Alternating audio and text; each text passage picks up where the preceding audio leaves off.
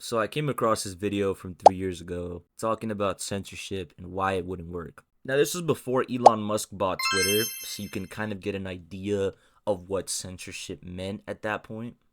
But this video mainly talked about the importance of free speech and how dangerous it is to suppress opinions that are quote unquote controversial. Now, if we look at this from a skeptical perspective, this label of quote unquote controversial is used as an umbrella term.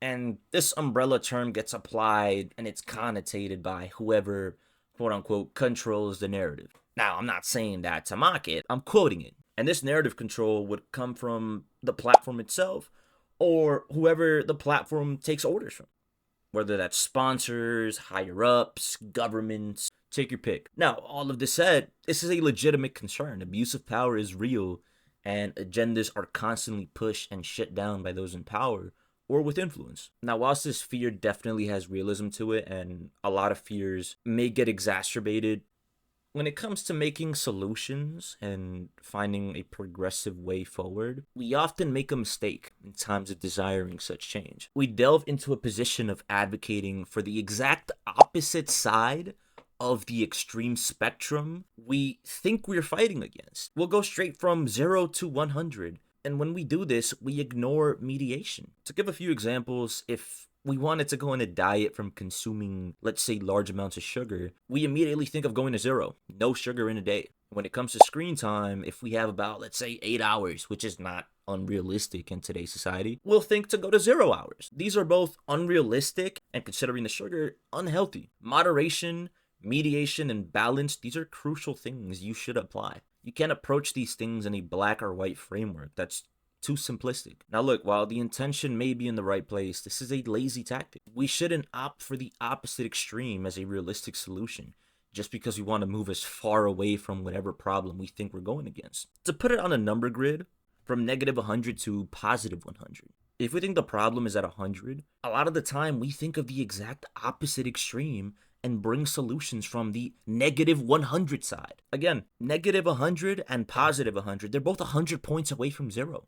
They're both 100 points away from that middle ground. It's just on the opposite end of the extreme. Now back to censorship. Why does it matter? Whilst there was a legitimate concern for the abuse of censorship and the suppression of free speech at the time and right now, but focusing on a few years ago, mainly on Twitter, we made a big mistake. Now let's look at this wonderful new modern cesspool formerly known as Twitter. Elon Musk acquired Twitter back in 2022. Many people were in favor of free speech and not really on board with deplatforming and censorship, highlighting that censorship wasn't the proper way to combat opposing or harmful rhetoric, but that we should strive to establish open dialogue and to defeat such rhetoric intellectually and with honest, truthful discussion. At least that's what the intention was. And again, that's not a bad idea. Idealistically, that's fair. That's what you would strive for in a realistic way. And I'm not here to say that, oh, we're in a perfect world, but we're not in a perfect world. That's not the point I'm trying to make. The point I'm trying to make is we took the extreme opposite approach. And by we, I mean X. And by X, I mean Elon Musk. Now, with this extreme approach, he went from what he thought was an extreme usage of deplatforming and censoring, which I think there was to an extent, probably not as far as he thought it was. Definitely not in the angle he thought it was, but that it was there. Now, with that said, he unbanned everyone. And I mean everyone. Everyone came back on the scene. And by allowing everyone back into this mix, we gave too much room for truly harmful and ridiculous rhetoric. People that instill such rhetorics to come back on.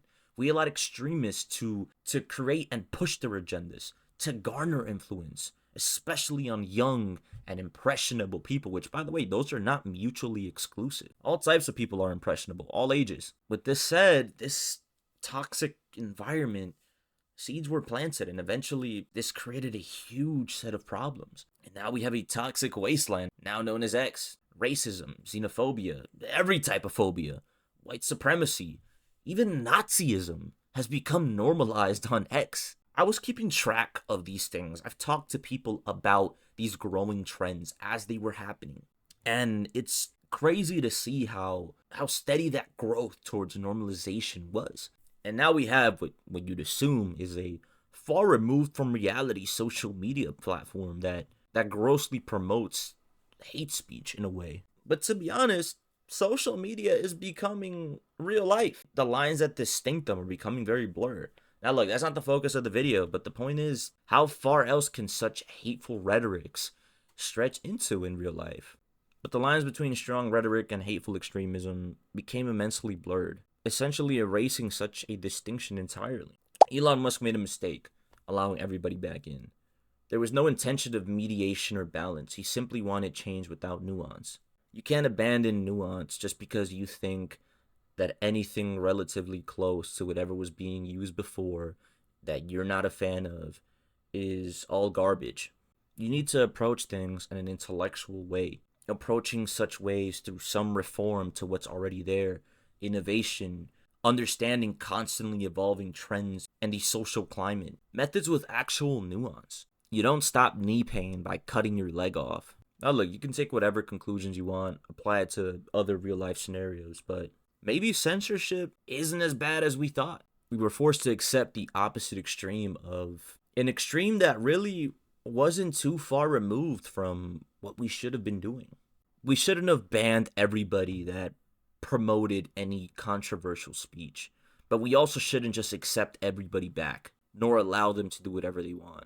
To end this off, influence is volatile, and events are often sensationalized. Don't look at everything black and white. Approach things with nuance. The sooner you realize that, the faster you can begin to apply it. And once you apply it, the more you can restructure and reform that mindset. Let me know if you agree. And if you don't agree, I'm not going to censor you. Just let me know why. As long as it actually makes sense.